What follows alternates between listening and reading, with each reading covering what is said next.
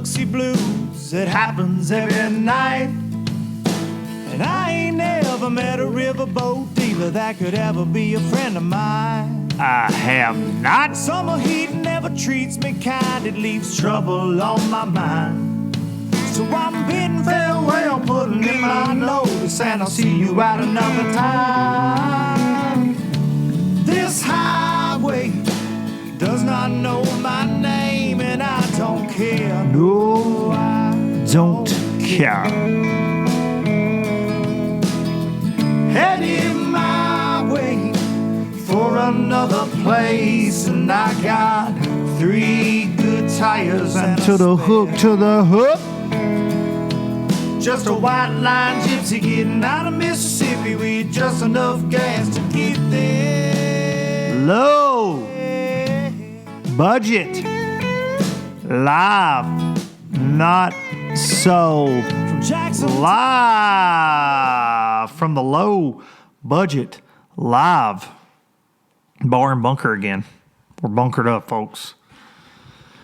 We are bunkered up down here in southern Middle Tennessee. It's a little hot. Turn that down a little bit. Hope y'all are all doing well out there.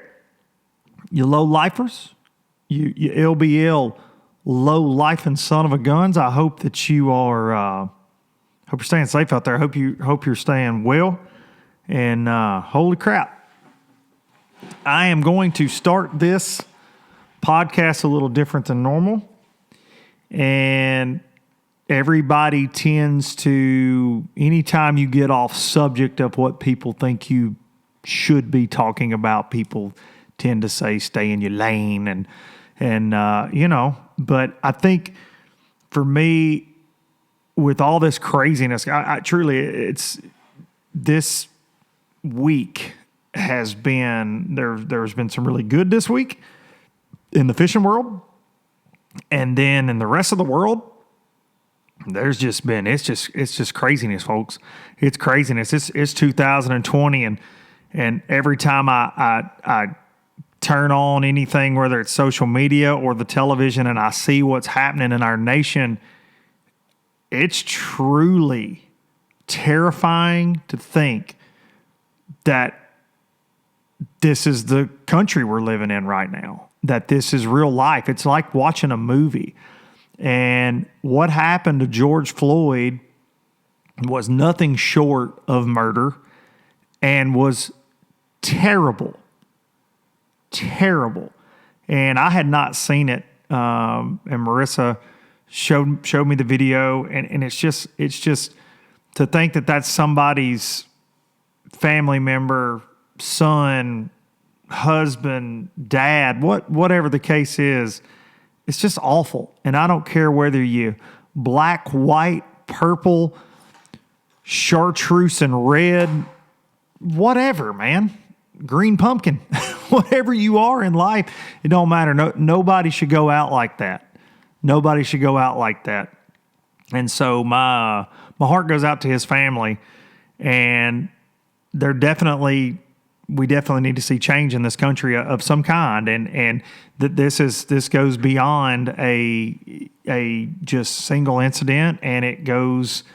It's very deep, and I don't have any answers, and I am not smart enough to even speak on the subject, but I can tell you what I do know and what I am witnessing is these things that are these peaceful protests that are then being turned, for whatever reason, by whomever they're being turned into, these violent, looting, arson-filled things that are destroying American cities and hurting American business owners. It's truly sickening. And I think for me, this is the podcast for June 1st, Monday, June 1st, and recording this on a Sunday night. And last night I was laying in bed and it broke out in Nashville, which is very close to home for me. And you saw what started in Minneapolis, and that's a wonderful city and a wonderful area of our country with a lot of wonderful people. And you saw what was happening there, and now it is spreading across the United States, and it's scary. It's a scary time to be raising children.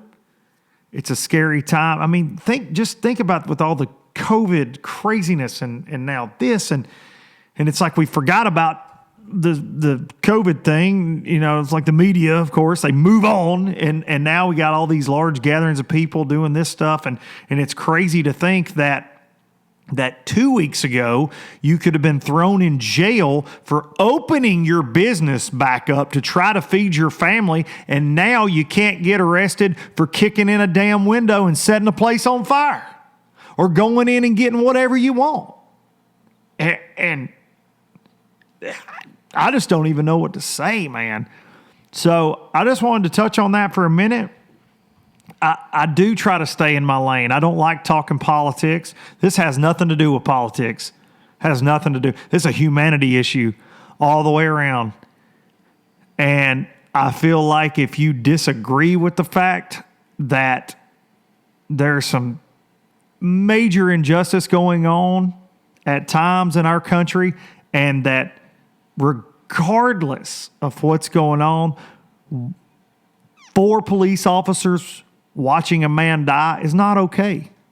It's not okay. So I feel like that, it has to be talked about. It has to be talked about. And if that's not something that people feel I should be able to speak about on my little corner of the podcast world here, then fast forward or don't watch. You know, we'll get to the fishing talk, but there are more things that are just so much more important than the craziness in our little fishing world, which we will get to. But so I hope all of you are staying safe out there, and I pray that somehow our country can be unified again and can be this beautiful place that it is. And all of that being said, there's a new album by a band I really love called Reckless Kelly, and if you don't listen to them, they're amazing. They're from Idaho, but they're a Texas band. Loved them for years, and they've got a new album called North American Jackpot. And they got a line in that song is like, "We hit the jackpot, baby, you and me. We were born in North America in the 21st century." So with all this going on, I can say this.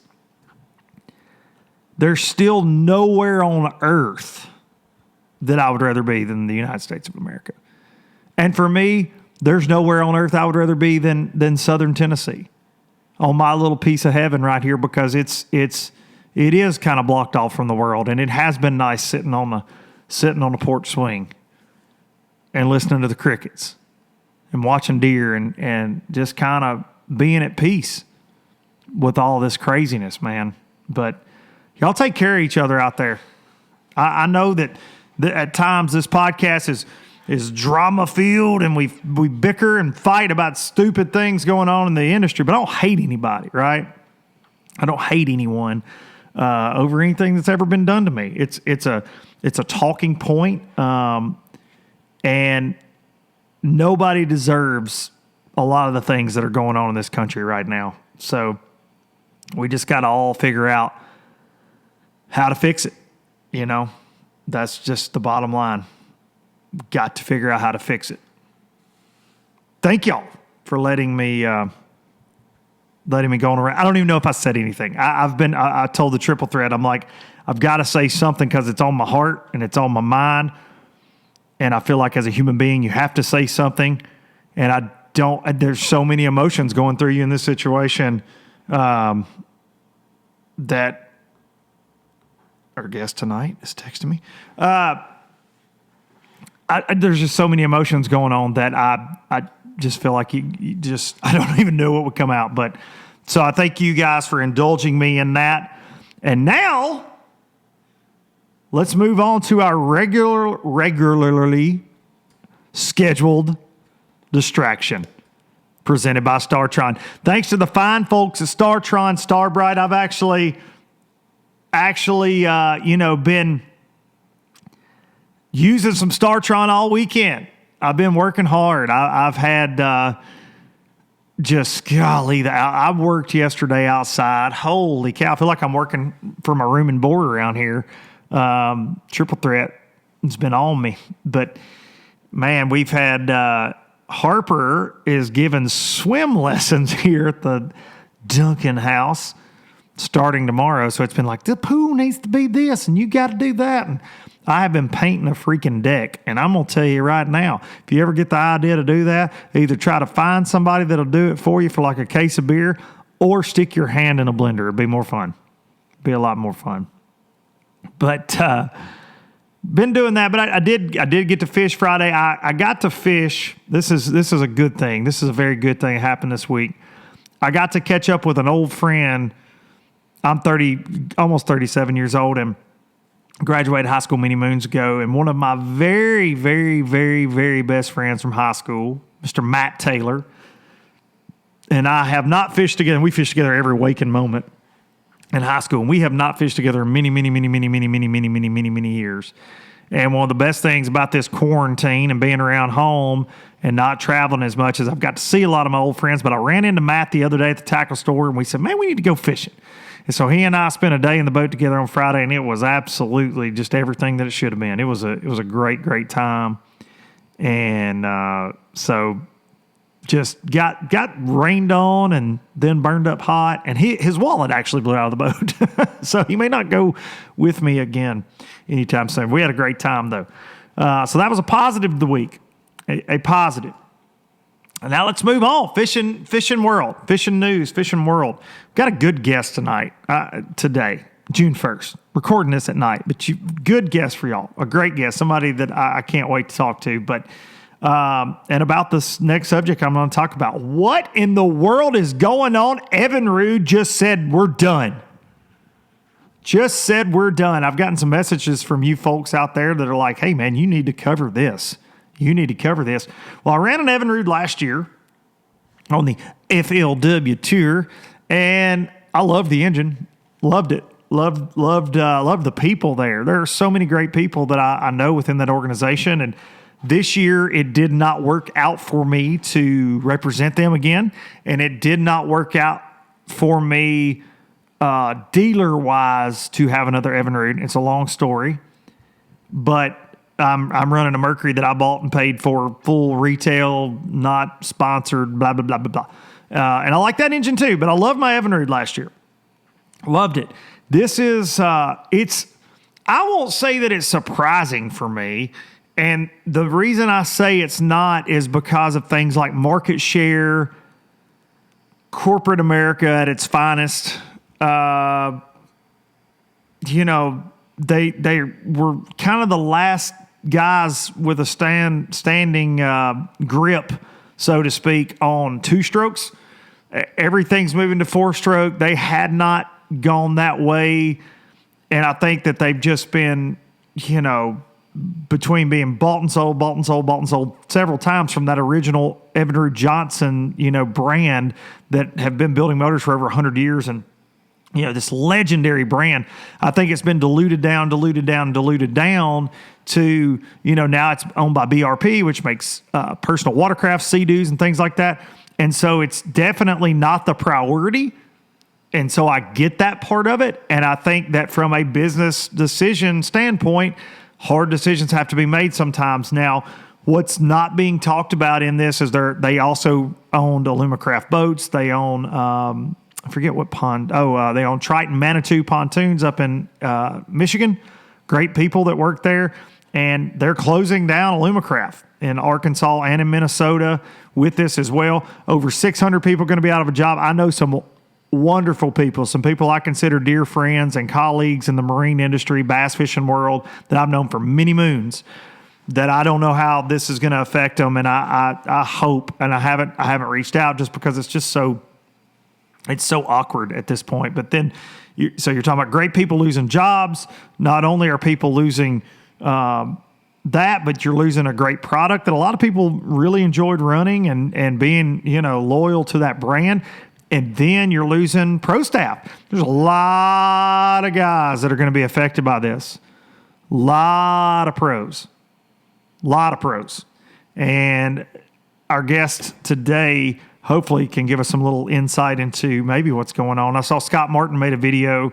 I haven't watched it yet. What's coming up next now. There's so many changes. And I told you all this. I did not know this one was coming. I won't act like I got a crystal ball.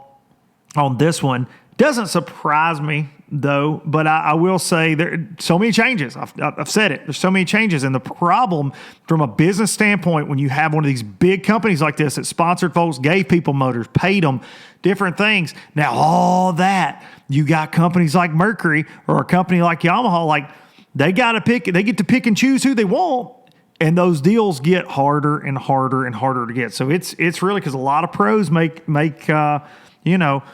part of their payment is that motor they get. So really sad to see an industry staple go away like the Evinrude and the G2s. So be thinking about those folks. All right, moving on to positivity. Positivity.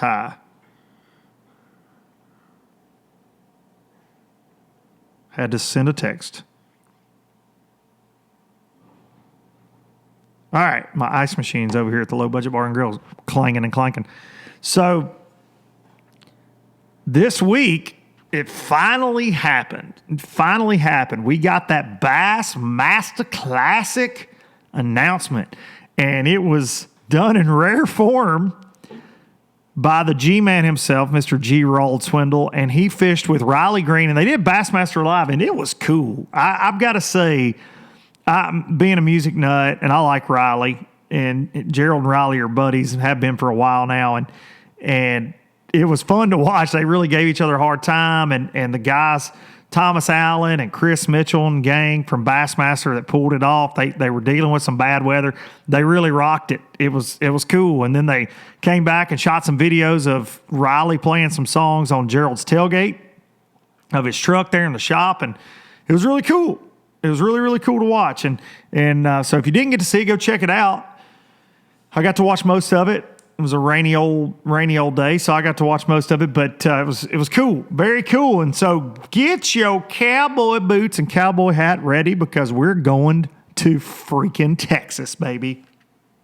Back to Tejas for the Classic, but to Fort Worth, Texas this time. And I'm telling you, if everything will straighten out in the world with the COVID and blah, blah, blah, because who knows at this point. But if everything will straighten out, I truly believe with all I have, this will be the biggest Classic yet. I do. From a crowd standpoint wise, I don't think it could be any bigger than what we're facing with this one. I think it'll be huge. And I can't wait. I think it's going to be awesome. And that being said, Low Budget live from Texas. If you're going to play in Texas, you better have a fiddle in the band, and we're bringing freaking Shannon Wheeler with us. You can damn sure bet. We're going to have them old ostrich skin boots on. And I don't know if I might wear a cowboy hat. Who knows? But I'm already thinking ahead to that. I'm already working on that a little bit. That's going to be a fun one. Lake Ray Roberts. I don't know a lot about it. I'm going to try to get somebody on next week that is an expert with Ray Roberts and pick their brain a little bit. I'm excited. It feels good to have some fishing news, some good fishing news, and some stuff to get pumped about, and the Classic is the biggest event in the sport, and next year will be no exception. They really rolled the red carpet out in Fort Worth. Look like I've seen some press releases from them and things. Fort Worth Stockyards. I've never hung out in Fort Worth. I've traveled all over this grand nation of ours and never hung out in Fort Worth too much. So if you are a Dallas Fort Worth resident, drop a comment below if you're watching this on YouTube, or get at me, send me a message. Where should we do Low Budget live besides Billy Bob's Texas? Because I don't think they're going to let us do it there. Would be really cool to do that, but it's probably not going to happen. So let me know. I'm excited about it, and comment below if you're excited about that too. I think that's going to be a big event toward the end of March. I think they'll rock some big fish. Sounds like Ray Roberts has got them. I know Chris and Traits Zaldane live right there close. Ray Bob, as they call it, may need to pick their brain a little bit on this situation, but could not be more excited about that. I think the timing of it and everything will be a really, really, really good event, and I think the industry will need it by then, to say the very least. I know we all will. And you got to think, if you're a Texas guy that knows that lake, like a Lee Livesey, or, I'm sure Clark Wendlandt knows that lake well. I'm sure there are several. I know Carl Jacobson lived in that general area for a long time. Probably these guys are got to be jacked about it. I'm sure they are. How could you not be? If you don't get excited about the Bassmaster Classic, you're a little bit dead. Pumped about that one. Pumped about that. I've always had a real weird kinship with Texas. I have spent a lot of time down in the Rayburn area working for TH Marine, doing some things and fishing, and the people at Seeley's Outdoors, the Seeley Outdoors Big Bass Splash family, the Seeleys, Nicole and Bob and Miss Donna. I've met so many friends out there. I love Texas. I love Texas music. I've always loved Texas music, so I'm jacked about that one. The Houston Classic was meh. The one Jay Lee won, meh. It's just okay. Houston's really not. It was just kind of weird. The setup was weird, but I think this one will kill it.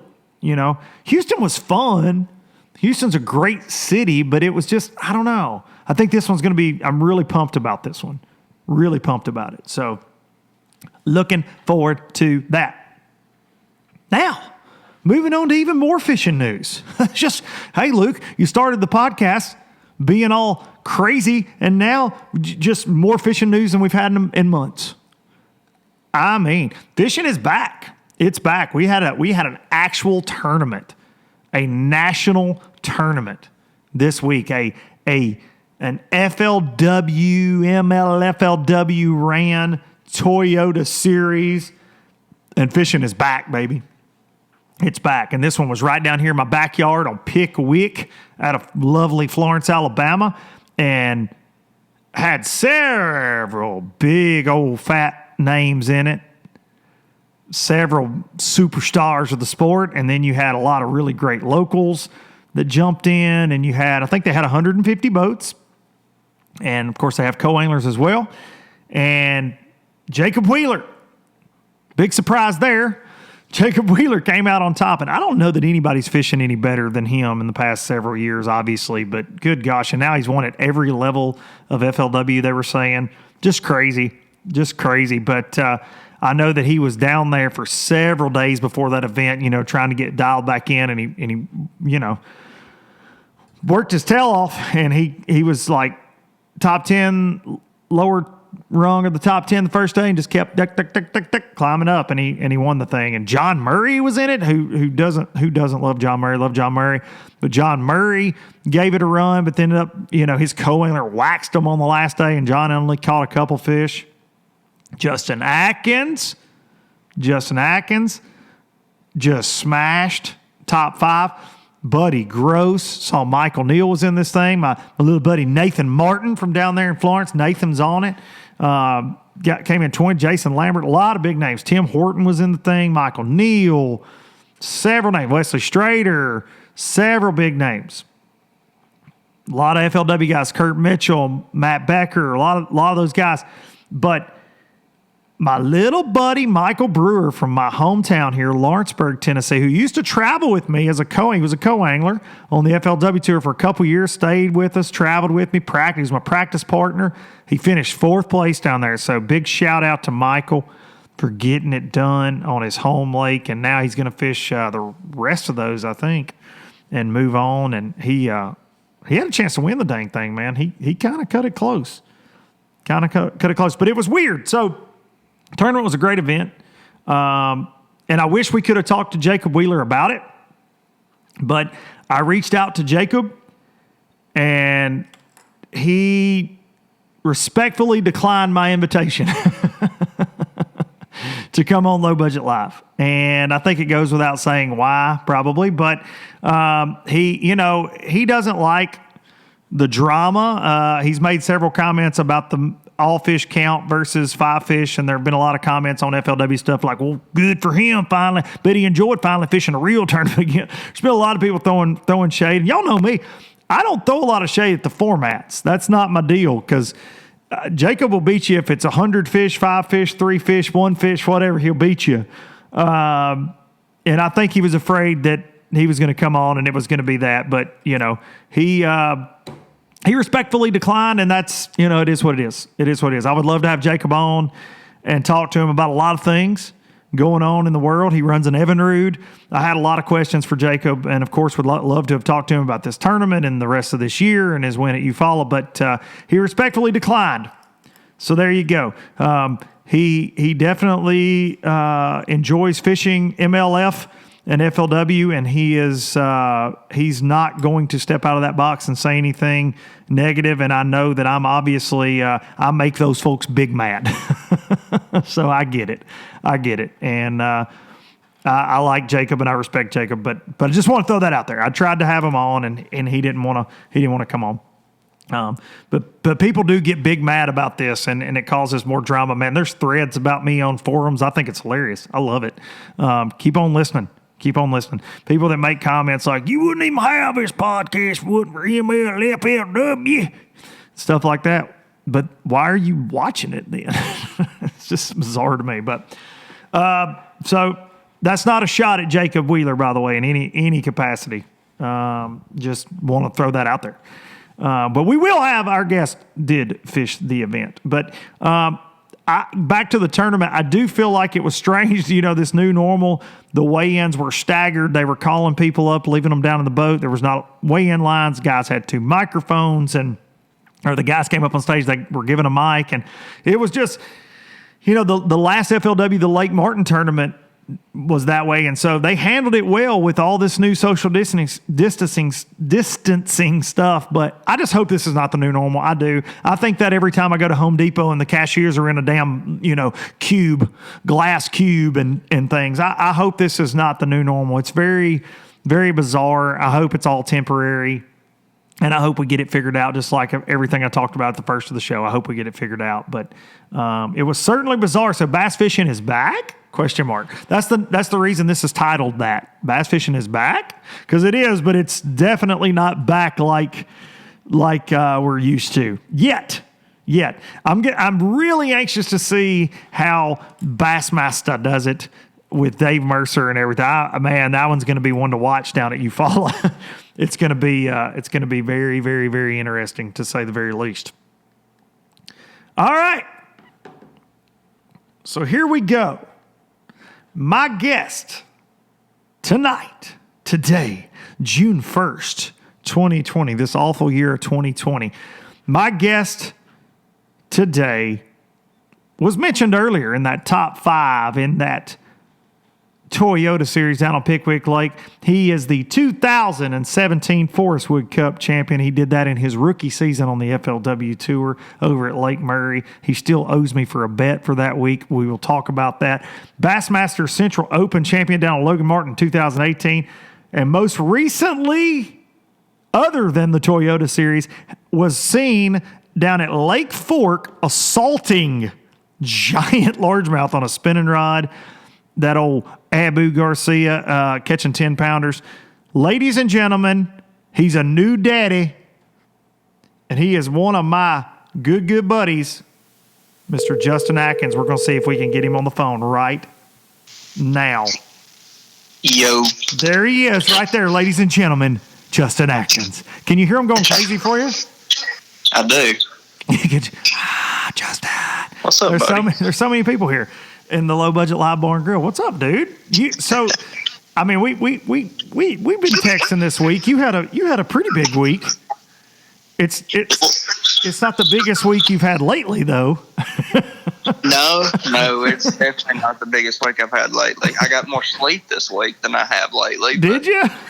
I did. Well, that's good. So, first of all, congrats on another top 5. I'm rolling my eyes at you into the camera. Another top 5 for Justin. But you worked your tail off in this one, though, and I want to talk about that because your whole approach, because you and I talked about this a lot, ledge fishing and the way we've fished the Tennessee River for years is changing, you feel like, a lot. For sure. And you approached this tournament differently. Talk about that a little bit. Yeah, I've just, in the last few years, everybody's become a ledge fisherman. I say that not trying to step on anybody's toes. Right, yeah, absolutely. It's fun, and anything that's fun in life, people want to get in on it. Of course. And we made it famous, and I say we lightly. I mean, I put myself very small on that list.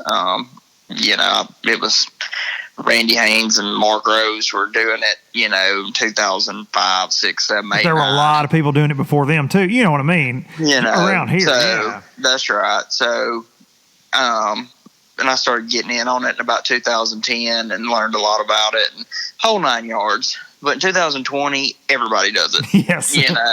And if in the springtime when you can fish down the bank, the whole lake becomes available. Boats really spread out.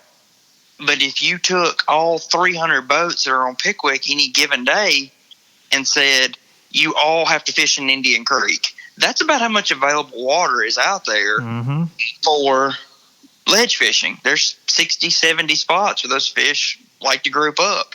And you have a late spring like we had this year, and there's 20 schools out. That gets that much smaller. That's like saying, okay, y'all can all fish inside J.P. Coleman Park. Yeah. At that point in time, it just becomes, it's a madhouse. And I didn't want to do it. I'm over it. I'm over getting out there and fighting with people. I'm over sitting out there fishing on a Tuesday and having a hole that I can catch a few fish on. And I have, been gone, had a bad tournament. I just want to go fun fishing. And some dude in a boat bigger than mine pulls up, starts throwing out there with my line on a Tuesday. I'm over it. Yeah, I get it. I'm done with all of it. And it really does take the fun out. It does. It's not fun anymore. So I just decided that this was a good opportunity. I had fished a lot while we were out for quarantine. And Cooper was born on May the 12th. And so I didn't go fishing till, I don't know, about 2 weeks worth. I didn't go fishing or, 10 days or so. And really kind of let myself reset. I had gotten to where I was catching a few fish. Me and my wife were fishing a lot of night tournaments and stuff. And I was catching a few fish, and then I kind of lost track of them. And we started struggling a little bit, and I kept trying to force them to be in certain places, just traditional things. And so Cooper coming early was probably a blessing because I quit going there for like 10 days, like I said. And I sat back and thought about it. I'm like, okay, they're not where they traditionally are by this time of year. It's definitely a different year. We've had a late spring. Let's restart this whole deal. I was going to, strictly look for brush to keep from having to fish ledges. But I decided as late of years we're having, I could probably still catch them shallow. And so at that point, the first day I practiced, I put my boat in and I just started scanning shallow, less than 10 foot, looking for grass. And actually started finding a little bit of grass and finding some fish that were shallower. I was pleasantly surprised to say there was a lot of color in the water and a lot of current. I'm not sure why TVA was running so much current. I guess we've got more rain than I'd realized. But they're running a ton of current, and that's really conducive to have a good shallow bite. The second day that I practiced, I actually went to an area that is traditionally just known to be good. It's on the upper end of the lake. A lot of big fish get caught, that whole general area. And I just started scanning around, and I was out on the flat, and I went by a void in the grass with my side scan on my Humminbird Mega Imaging, and saw some dots out there in it. And I was like, oh, crap, that's possibly bass. So I waypoint them, I keep scanning around, and I go by another void out in the grass, and it's got a bunch of stumps in it. And it has some, some dots out there amongst the stumps. Now, how many will that be? And when you see that, is it anything like when they're out on the ledges? Are you talking 5 dots or are you talking 20 dots? I just saw 5 or 6 in amongst, out in the open, but the stumps would have a light spot sitting by them. Mm-hmm. Things like that. I can just tell there's some activity going on out right here. I can't say there's 62 bass sitting there. Yeah. There's 3 bass, whatever. I can see a few. So, I know there's 5 or 6 anyways, but there's little sprigs of grass, stumps, sticks, things like that. It's not like it's just a clean river ledge bottom where you go on down scan. You can say, oh, well, there's 84 of them. Yeah. I could just see out here, out off the side scan, the grass had a big void, and I could see fish out there in it. So I circle back around and I pull up to the first waypoint, the little area, and my new Mega 360 is super clear. I could see right out there in the grass where the hole started. And a little side input there, I put a Sonar Pros wiring kit on my units this week, and it made a huge difference on my 360, on the clarity of it. That Mega 360 pulls a lot of power, and that wiring harness made a huge difference. Just so that's just a cleans it little up. tip for you guys. Yes, I'm not sponsored by them. That's just a little pro tip for you guys that listen to Luke's podcast. You ought to check out a Sonar Pros wiring kit. It was really, it made a huge difference. It made the screen a lot brighter. The returns were obviously stronger. Whole 9 yards. I don't know. I'm not super smart in how it works. I just know how to work them. And I can tell you it made a lot of difference in just how clear it made everything. If you say they're better, you look at them as much as anybody I know. it made it a lot better. So anyways, that was just my little pro tip for you guys. If you wasn't listening to that part of it, you missed out. You can't rewind. So anyways, I pull up, drop my turtle motor in, find the hard spot out there amongst the grass on the 360, the void. Throw a power worm out there. More bass have been calling Tennessee River on a power worm than anything else, so why not keep throwing it? Throw a power worm out there. Don't even get on the bottom good. I get a bite. Catch it. It's like a 3-pounder. So I fix my worm. I throw it back out there. Don't hit the bottom. 4-pounder eats it. I'm like, okay. Obviously, that was bass, and there's some pretty good ones. So I just cranked up. Go back down. It's about a quarter mile down to where the other spot was. I go down, get down current of it, pull up, get lined up on my 360, make the cast out there. Don't hit the bottom. 4-pounder eats it. I was like, all right, this was last Saturday. It was the second day that I practiced. So I scan and look all over the lake, shallow, and I ended up finding, I think, about 10 areas that had schools of bass and under 7 foot of water. That's cool. And some of them were true schools on hard spots or current breaks or things like that, but they were all shallower than everybody else was going to look. And they were really good ones too. And that was the thing. It was almost like your deep schools you normally catch. They were 3-pounders. You can catch the occasional 4s, things like that. When you get on a hole and it's fresh, and you can catch, 17, 18 pounds. So now it's spinning through my head like I've got a really good spot up the lake that I think I can catch them. But even if I don't, I got a lot of backup areas. So I practiced all the way until Tuesday. Tuesday I decided I'm going to run back up there and I'm going to make one cast just to see if I can catch one. So I pulled up on my waypoint on one of the hard spots, throw my worm out there. I got my buddy Josh Lockard with me, who is the co-angler champion of this tournament. Oh, yeah. He travels and practices with me everywhere. We pull up. I lined up. I said, all right, dude, I caught that the other day. He's right out here. And I throw my worm out there and hits the bottom, and I dragged it about 6 inches, and it just goes think. And I said, dude, I got one. He's like, shut up. And I said, I swear. And I set the hook, and it's a short of 7-pounder. It's like a 650 something. Oof. And he said, oh, my gosh, dude, don't throw back out there. And I said, I'm not. But there was another hard spot kind of down this way. Let's just fish to it and see if we catch anything. So I kicked the troll motor up on high. I'm fishing my way down through there. And Rob Newell calls me. And he's like, all right, give me the rundown of what's going to go on. So I just sit there, and I'm talking to him. I'm telling him, blah, blah, blah, fish are getting out, it's May, ha, ha, ha, whatever. And he gets done. Typical interview. We get done, and he's like, all right, so really, what's up? And I said, I'm about to win shallow. And he's like, for real? And I said, yes, I think so. And about that time, I get a bite, and it's a 5-pounder. And I floated 500 yards, from where I just caught a short of 7-pounder, 6.5-pounder, whatever it was. And so now I'm like, okay, it's over. This is going down. So first morning, I'm a super late boat number. And so I'm, always, anytime you get on something, you're always wondering who else is going to be there. Oh, yeah. It's like. And why is that? It's just because it happens so much? Because I'm the same. Anytime you find anything good, you're like, there's definitely somebody else has found this. I guess it's just because it's such a deal breaker. More times than not.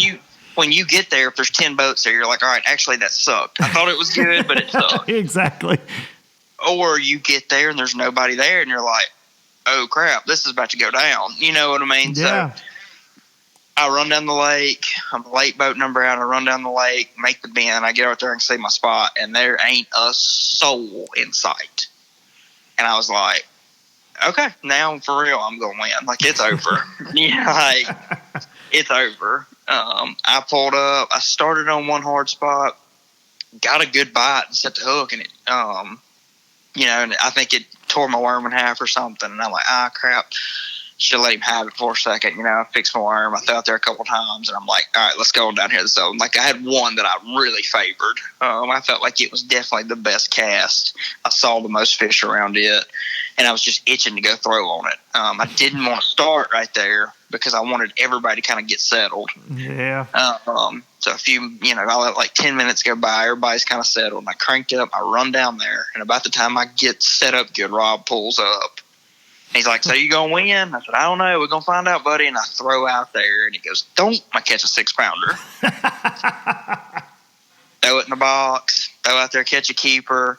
Throw back out there about 2 or 3 casts later, catch a 5-pounder. Throw it in the box. And then I turn and start fishing kind of towards my other waypoint. I catch some 2.5s, catch a 3. I've got 18 or 19 now. Get down to the other waypoint where I caught the 5-pounder when I was on the phone with Rob. I catch another like 4.5. So now I got almost 21. I said, all right, I got to go. Like I'm not going to sit here and keep catching them because I called it before the tournament started. 18 pounds a day would win. It's been too tough. Yeah. I know it's been winning night tournaments out there. I know it's been winning on Saturdays. Like 18 pounds a day is going to win.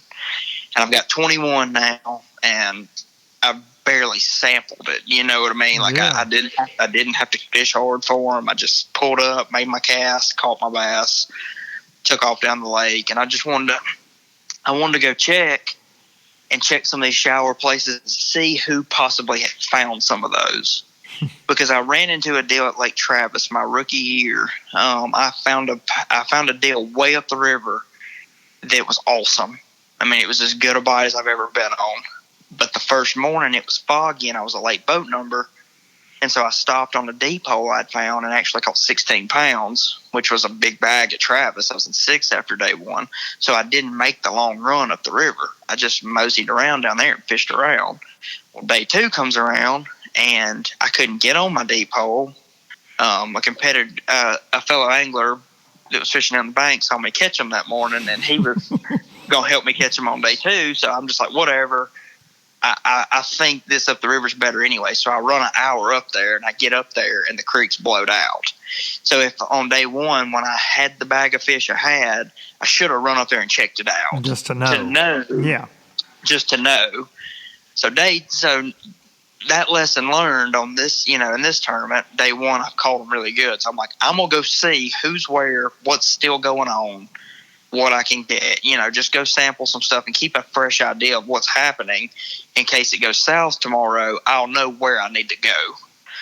So I run in the lake, check a few places, scan a few holes. I'm trying to help my co-owner catch a limit, showing him where to cast. I throw out there and one little school, I catch another 4.5 pounder that gives me, right at 22.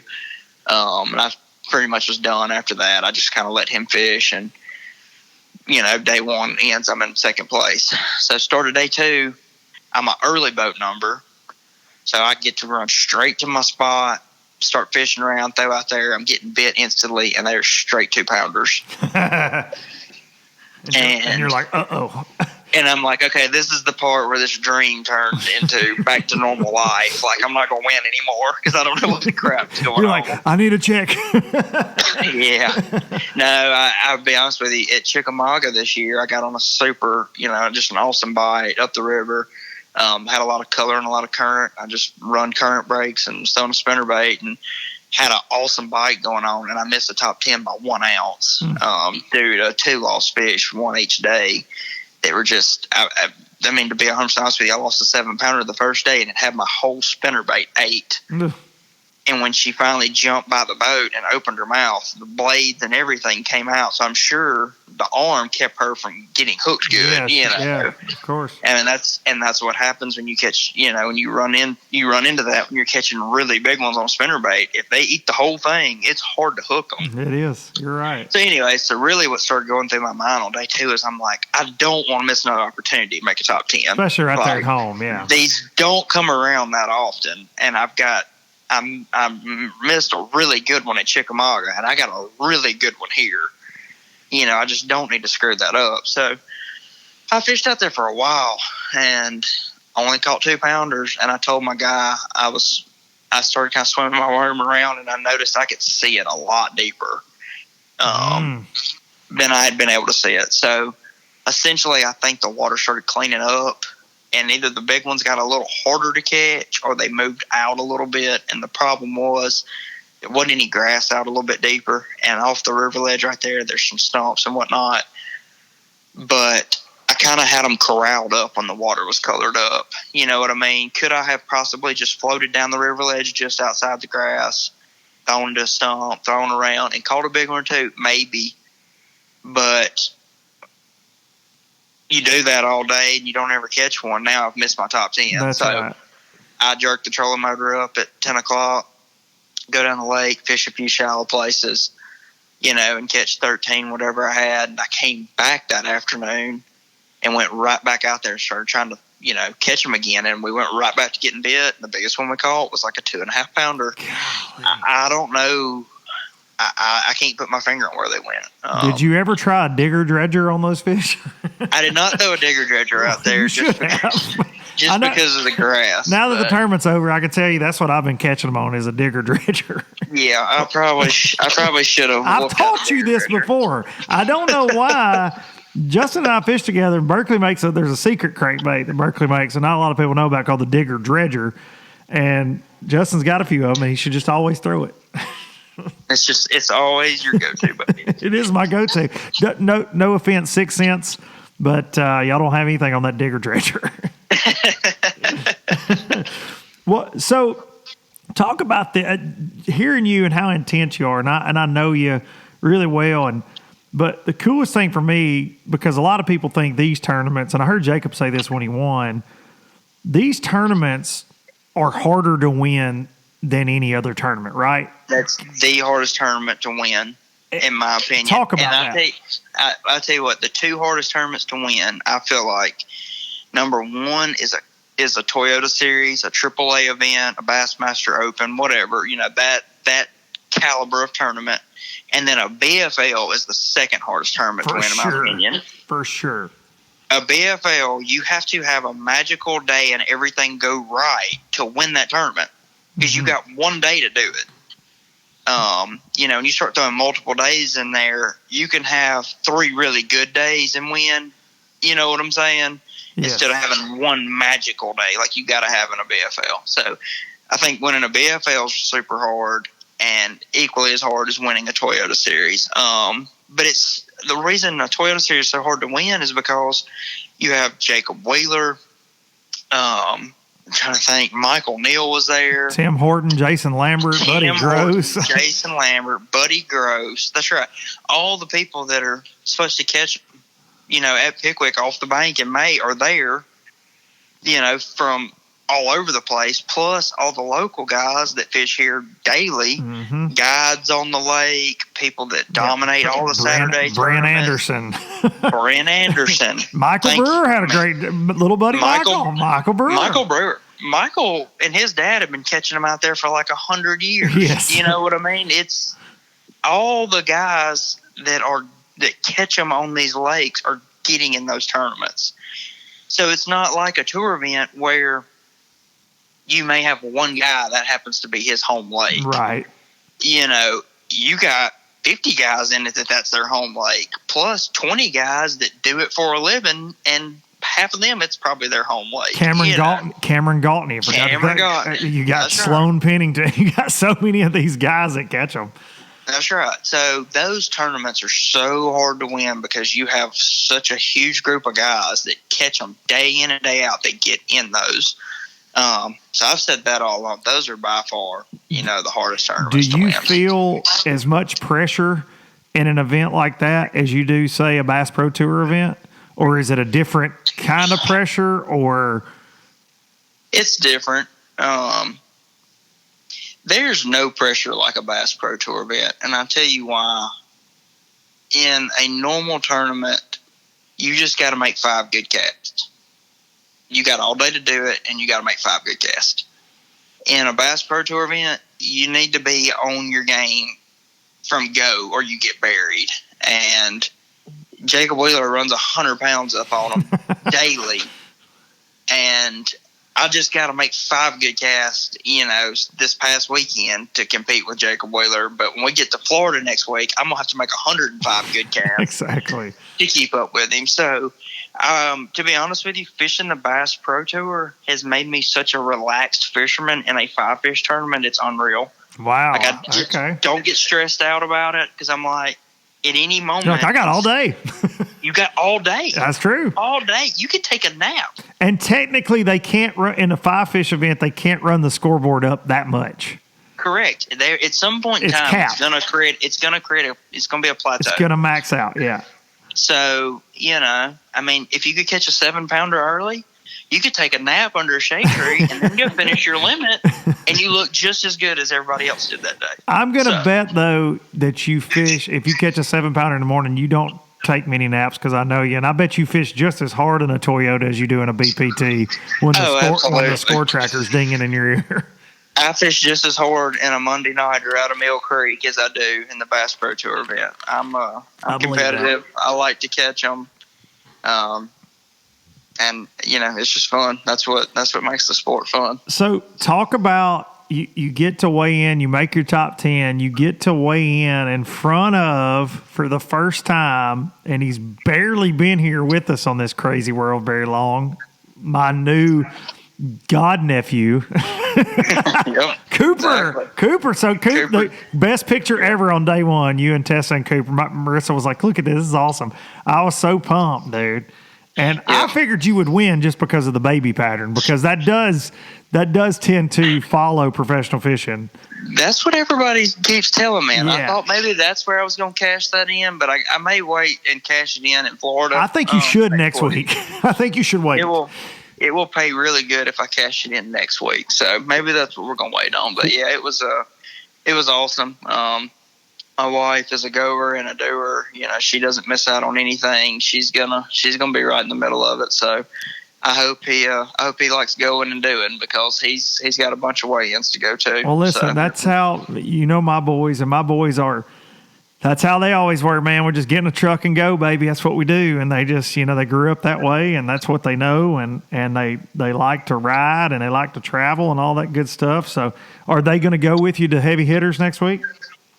No, I feel like with as crazy as the world is at this very moment, yes, I'm gonna keep them here, and I got several tournaments this year. Later in the fall, he'll be a little bit older.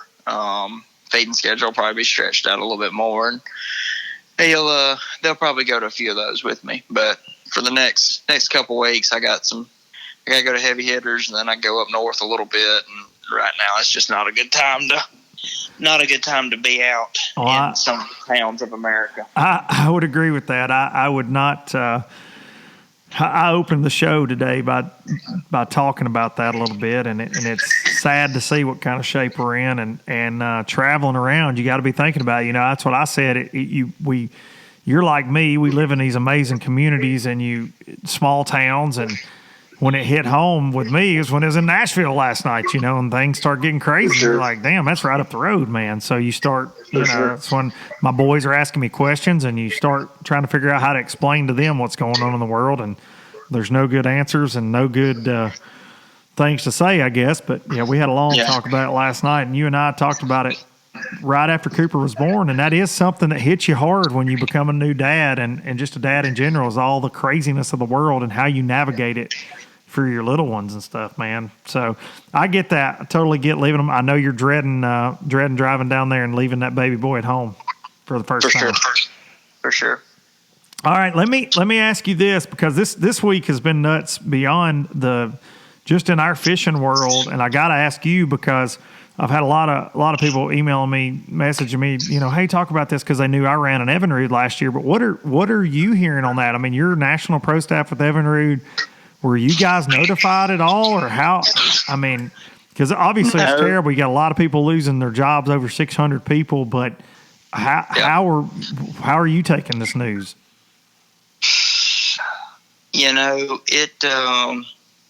really sucked. I mean, that was what sucked about it the most was I found out on Facebook before I even got the email, and my boss who lost her job was trying to call us all as quick as she could before it got out, and she called and told me, and it was too late. It was already out there. So I'm like, it's amazing how fast word gets out on the internet. But anyways, I mean, it sucks. And not only was it major sponsor, my number one, number two, they were one of my favorite sponsors to work with. I said that. Yeah, great people. They were awesome people. Service people were awesome. My boss was awesome. If I called her at 10:30 at night, she may answer and say, "This better be good," but she would answer. No doubt. It was guaranteed. Like, she would answer, send me a text, say, "I'll call you right back," whatever. It was awesome. I freaking loved working for Evinrude. That's the first part that sucks. The second part that sucks is those people that I'm talking about that are so awesome, they paid their house payment with that job. No doubt. And all of a sudden one day they got up and it was gone. I hate that for them more than anything.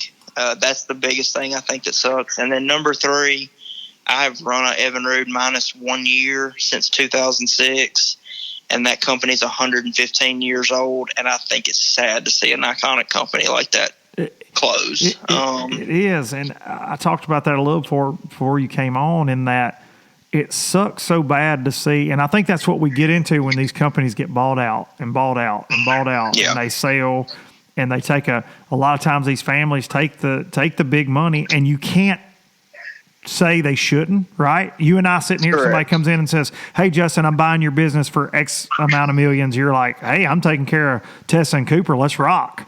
Absolutely. And that's what happens, and that's what we've seen at Ranger, and that's what we saw at Triton, and that's what we, Procraft back in the day, and Stratus, and we've seen this time and time and time again. Mercury sold to Brunswick.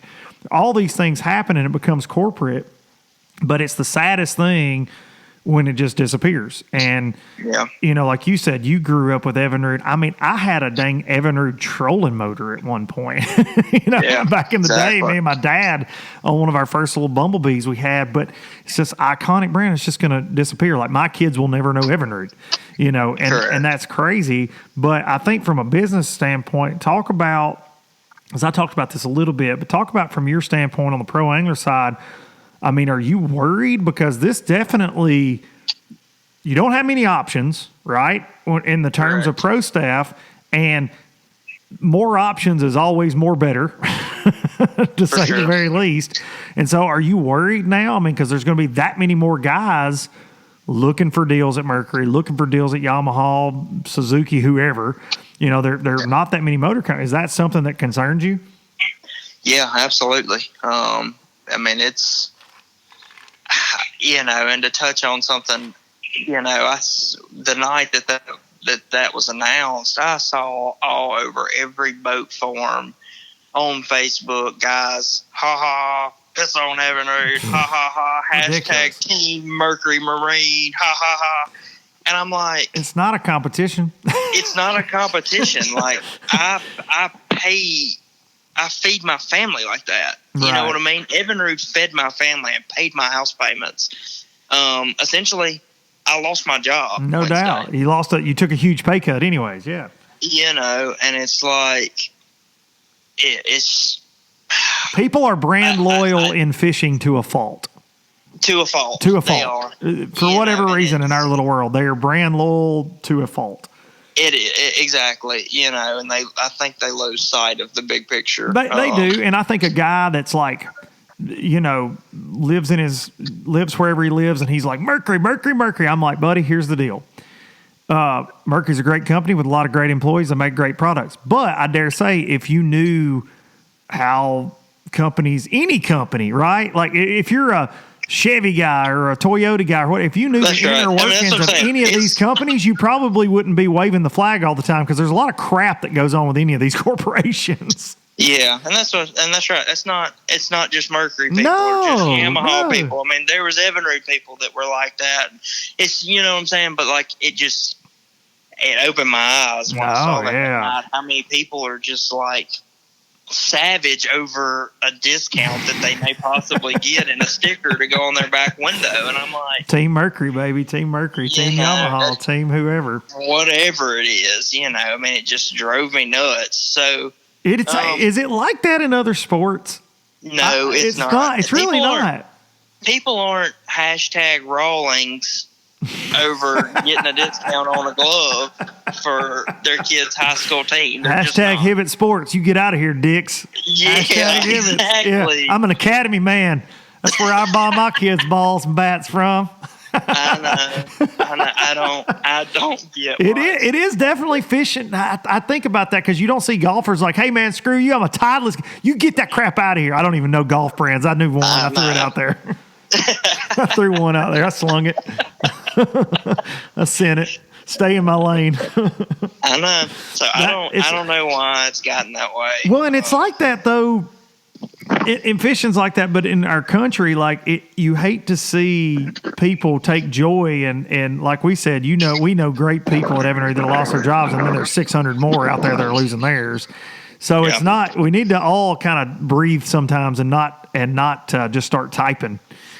For sure. Not start typing. But all right, so I know you got to get back. Get back to your question, though. I'm a little bit concerned about it. I had a stellar deal with them. I worked hard for them, and they rewarded me for it. I loved their product. Don't get me wrong. Mercury, Yamaha, Suzuki, Honda, they all make a great product. Oh, yeah. I will be running somebody's next year. I'm not sure who it is right now. They make a great product. I will find, the best fit. The best fit to who I feel like I can benefit the most, and we're going to go from there. And so I'm looking. One thing I've learned is when doors close, doors opens. There's always a bright side somewhere. There's another opportunity. You just got to be a go-getter and kind of find it. And so I took a few days to go fishing, kind of stew on it. I look back at my G2 on my Falcon and got teary-eyed a couple times. I mean, it's pretty dang depressing. I love that motor. I loved everything about it. The electric shift, the electric foot pipe, the throttle, the steering, the whole 9 yards. I mean, it was excellent. You're the reason I got one last year. You're the sole reason. You talked about it nonstop. I'm like, I got to get one. Yeah, it was super fast. I mean, I loved everything about it. So it was a little bit depressing to see it go, but we're going to, like you said, it was the best way to put it. I'm going to try to speak with several of these companies and just see kind of where I feel like my best fit's going to be. I think you need to go to Hatsu. Maybe we can have Justin Atkins edition 250 a signature series Tohatsu. Signature series racing Tohatsu with flames painted on. I think blue flames. Blue flames. I think that's what. I think hey, we got all these trolling motors now. I think we need more outboards. Somebody's got to step up. Somebody's got to fill their shoes of Evinrude. So Tohatsu, hit me up. Yeah, Tohatsu, if you're listening, I don't know if I'm big with the Tohatsu employees or not, but listen, if you guys are listening right now and watching this on YouTube, shout at my boy Atkins. He's going to need a motor, and y'all make a good one. We all know that. I see some 1974 Tohatsus running around out here at Laurel Hill Lake sometimes, so I know they're still running. All right, so I want to. I'm not going to keep you much longer because I know you got Coops probably sitting there like, man, Dad, you talked to this guy for a long time. Two things. First of all, I know that this crazy. I got to get your opinion, and I've talked to you kind of off the record, but are you excited about the FLW Pro Circuit Super Duper Tournament smash up? Are you? What's your overall feeling on that, man? I know you are all in with Bass Pro Tour. You have enjoyed that. You obviously love the no entry fee thing. That is a big, big deal to you. And just like it is for a lot of anglers, are you – I mean, what was your take when they're like, hey, this is what we've got to do right now? As crazy as things are, this will be a good point to make right here. I'm appreciative that we're going to get to fish the FLW Super Tournaments. I feel like as a Bass Pro Tour angler, we need to push the Bass Pro Tour as much as possible. But Yes. if the best business decision to keep it going is to have a couple Bass Pro Tour events and then allow us to also fish some FLW events so that I get to support my sponsors and possibly make a little money, that's okay with me. I mean, That's what you got to do. That's what we got to do. So I'm fine with it. I wish Evinrude, the people at Bombardier, I'm never buying your snowmobile now. I wish they I ain't buying a Sea-Doo. It ain't happening. I ain't buying your Sea-Doo either. I wish they would have taken a little different approach to maybe, hey, we need to do this or that instead of just like, let's have a conference call. You guys are fired. Have a good day. Yeah. So, like I said a minute ago, I always try to see the positive in things. And so I've heard some negativity about us fishing the tour events. I've heard some people that think it's a great idea. I'm completely okay with it. To be honest with you, I'm super stoked about getting to go fish the old tour events. I miss them. I miss seeing those guys. I miss, the whole 9 yards. I mean, it was just, that was a big part of my career for 2 years. You know what I mean? There was like family, and I packed up and left one day. So it's going to be like a going home almost. So I'm really excited about all that. You can't be excited about the big field though. I know you can't be just overly pumped about 206. Man, it does. I mean, or maybe I'm just a complainer. That's what we fished. It just is what it is. Yeah, you fished a lot of 200 boat tournaments. I'm just saying you get to that 80 or 40, you got fish against 40. Well, really, it's 40. Yeah, that's going to be different. And there's no doubt it's different. On a 40 boat Bass Pro Tour event, heck, half the time I ride down the lake, I don't ever see anybody. I'm it's gotta be weird. I guess this is a good spot. There's nobody else fishing in here. You don't get that feeling much in a tour event. You see everybody all day, and if you don't see anybody in a tour event, you're getting beat or you're winning. You're either winning or you're getting dominated. That's exactly right. Yes. And that's really that's the thing about a Bass Pro Tour event. It took me a little while to get used to last year. In Bass Pro Tour events, you go fish the most obvious spots. Go to that pipe that's running out. Go to that bridge. Because you can. Whatever. Because you can, because there ain't enough guys out there to cover all that. That's a good point. But in a tour event, you're looking for that sneaky hole, you know what I mean? Yep. That off-wall little place that ain't nobody else thought about throwing their worm this week. That's right. And so there's two different complexes there. It's fun to fish the Bass Pro Tour event because just like Chris Lane got the community hole pipe that you follow and just a big one. That's fun. You know what I mean? He probably wouldn't have got that in a 200 boat tournament. No, or wouldn't have got it for 4 days or whatever. For 4 days, yeah. That's right. So that's what's fun about the Bass Pro Tour events is you get to kind of fish whatever you want.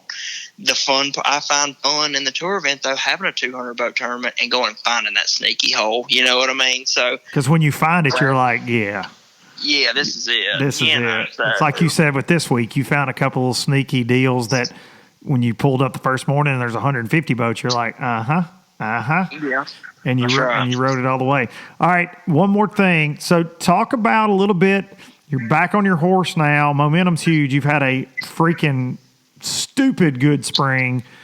Caught the crap out of them at Fork. Then they just yanked the rug out of the whole country.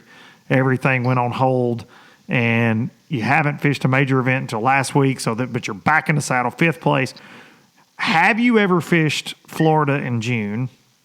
I have never been to Florida in June. The latest I've ever been to Florida is right at the 1st of April. I fished a ultimate match fishing event on Okeechobee. To be honest with you, I'm looking forward to it more so in June than I do in January because I know we ain't going to have a cold front.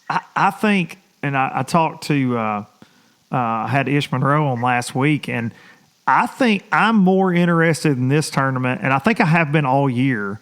I'm more interested, and it was originally in May, but I've been more interested in this tournament for a lot of reasons, but for that standpoint of the techniques and things, it's so different. And I know that Florida just kind of fishes like Florida, or whatever, but we all know the things that dominate down there. But I feel like this time of year, it's going to be a cool event to pay attention to.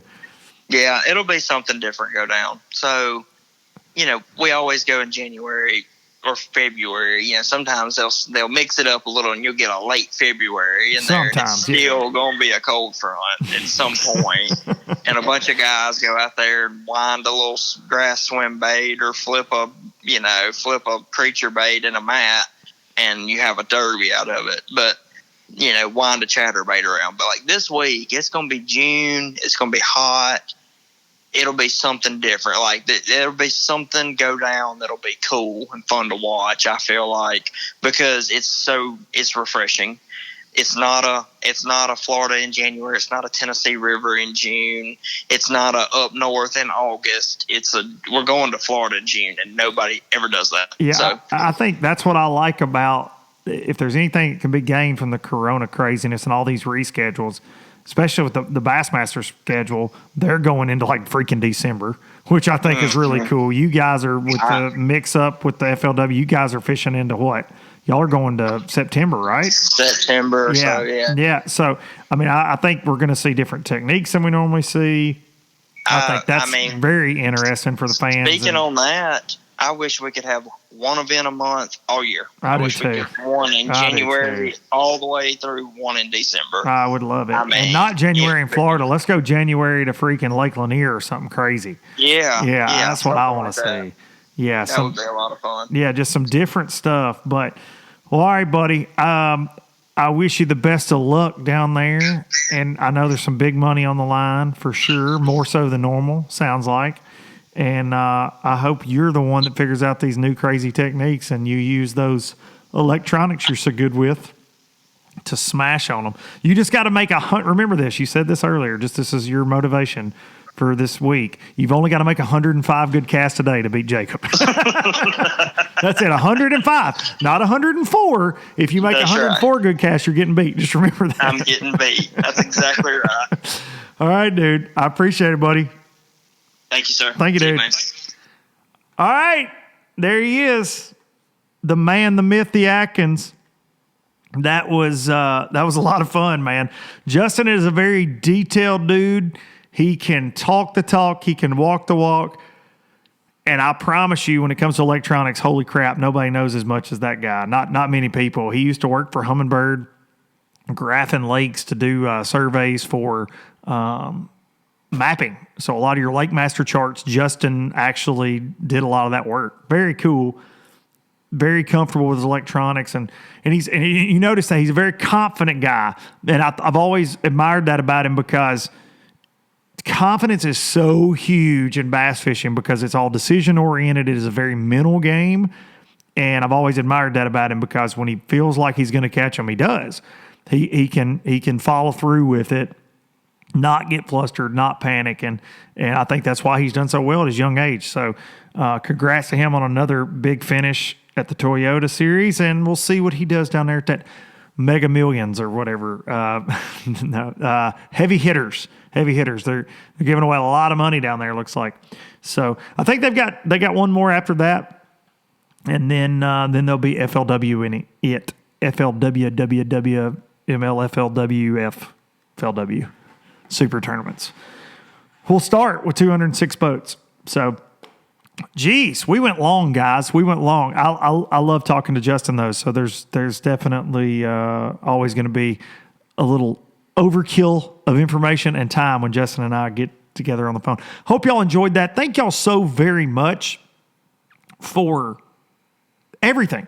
Listening to the podcast, even if you don't like it, even if you listen to it and then you go get on the Mom's Basement forums and you're like, I don't like Luke Duncan with your caps lock on and you misspell my name and stuff, that's cool.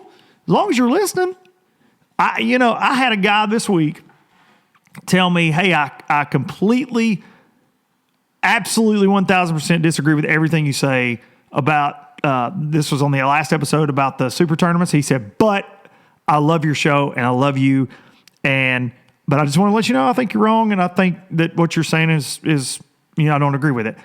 I loved that because that's where we should be in this country right now. That's what we're facing. If you disagree with me, it doesn't mean I'm a bad guy. It doesn't mean you're a bad guy. For the most part, we can disagree and still get along, and I can still respect you and you can still respect me. So hopefully there are bits and pieces of this you like, even if you don't like me. Thank you for listening. Thank you to you loyal low-lifers. Thank you to Justin Atkins for coming on. Thank you to StarTron for always bringing you Low Budget Live. And I'm going to take you out with a little song I wrote called Biloxi Blues. Thank y'all. Hug your mama. Y'all take care. And let's get this country back straight, y'all. Make it last. Spanish moss and Civil War ghosts. Well, I'm gonna leave them in the past. Any direction, Lord, I'll be fine. It don't matter east or west. North, south, wherever the wind blows, I'm leaving those burdens at rest. This highway, it does not... Thank y'all for watching Low Budget Live. If you like the Luke Duncan's Traveling Circus YouTube channel, you should click right here to subscribe. And if you want to see the last video or podcast, go right here. Thank y'all.